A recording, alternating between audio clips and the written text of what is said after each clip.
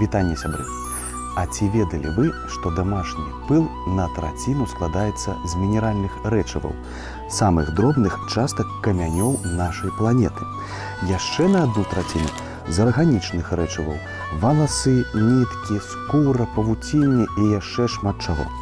А яшчэ на траціну гэта дробязныя кавалачкі метэарытаў. Во колькі ўсяго цікавага і разнастайнага знаходзіцца ў складзе пылу ў кожнай кватэры.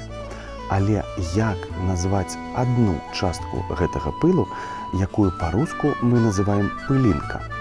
Па-беларуску пылінка гучыць як парушынка. Прыгожае слова, правда?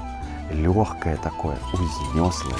Калі слова «пыл» выклікае не вельмі станоўчыя эмоцыі, звязаныя з брудам, то парушынка нават можа і натхніць на стварэнне нейкага твора. Можна верш напісаць, а можна нават і карціну. Сябры, давайце спрабаваць знаходзіць прыгожае, здавалася б, у зусім звычайных дробязных рэчах. Да сустрэчы!